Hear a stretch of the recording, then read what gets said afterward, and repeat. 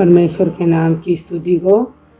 सब मेरे बहनों को प्रभात वंदन। प्रभु की नाम की स्तुति हो। बीते हुए दिनों में हम लोग भजन संहिता 64 से मनन करके आ रहा था। पहला 6 दिन हम लोग देखे थे दाऊद की 4 विनतियाँ और दुष्ट लोग का 12 पाप के विषय में हम लोग देख चुके हैं, मनन कर चुके हैं। आज हम देखेंगे कि ये पाप का परिणाम क्या है, पाप करने वालों को जीवन में क्या हो जाएगा करके हम लोग आज सुबेरे इस इतवार के दिन में हम लोग मनन करेंगे। प्रभु हमें सहायता करे।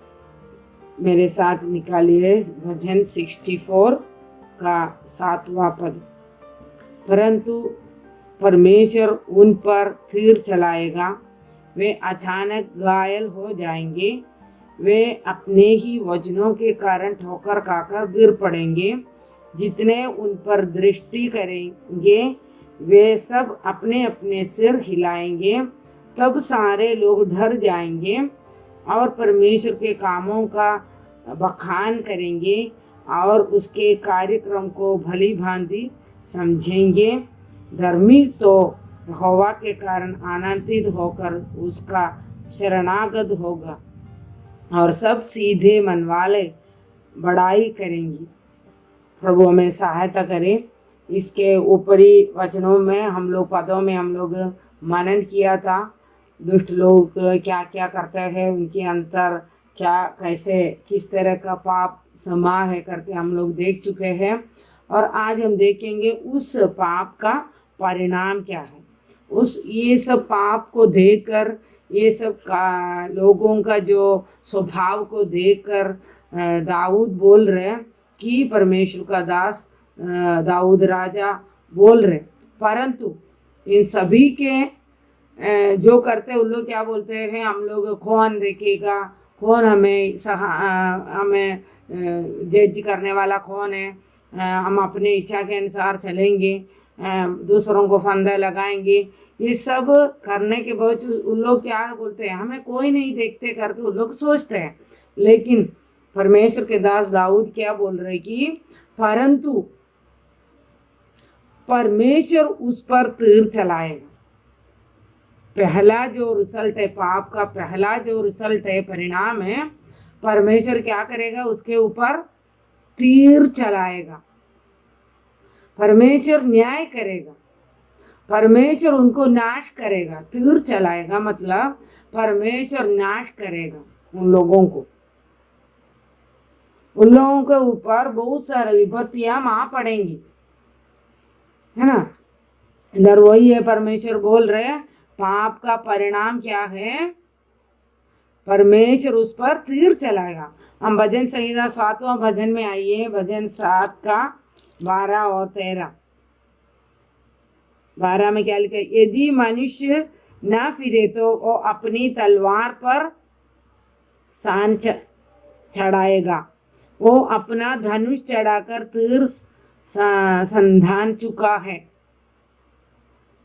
और उस मनुष्य के लिए उसने मृत्यु के हथियार तैयार कर लिया है। वो अपने तीरों को अग्नि बाण बनाता है। इधर क्या लिख रहे हैं, परमेश्वर का दास दाऊद का वचन है ये भी। उसमें क्या लिखा, यदि मनुष्य ना फिरे, पाप किया, पाप तो हमारे अंतर आ जाते हैं। पाप क्योंकि हमारे शरीर का उद्धार नहीं हुआ है, बस आत्मा का उद्धार हुआ है, इसलिए पाप का स्वभाव हमारे अंदर है। उसके कारण हमारे अंदर पाप का स्वभाव आ जाते हैं। उस समय भजनकार क्या बोल रहे हैं, मनुष्य मन फिराना है।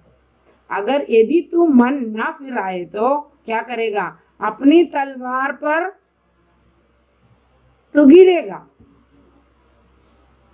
और क्या है, अपना धनुष चढ़ाकर तीर संधान चुका है और उस मनुष्य के लिए उसने मृत्यु के हथियार तैयार कर लिया।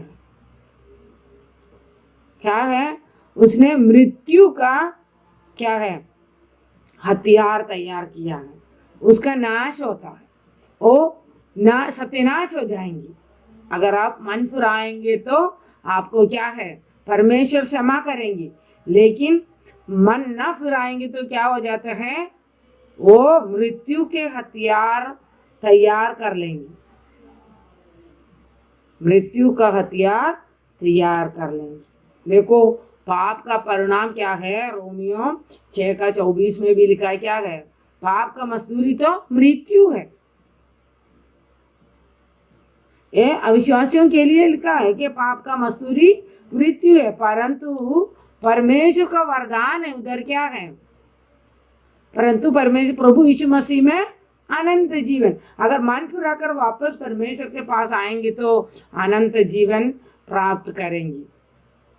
और एक अविश्वासी के लिए यह है, लेकिन एक विश्वासी पाप किया तो वो मन फिरा कर वापस आएंगे तो प्रभु उन्हें विश्वास में स्थिर रखेंगे और फिर प्रभु का प्रिय पुत्र बन जाएंगे। मन फिरा कर वापस आना है, वो प्रभु हमसे चाहते हैं।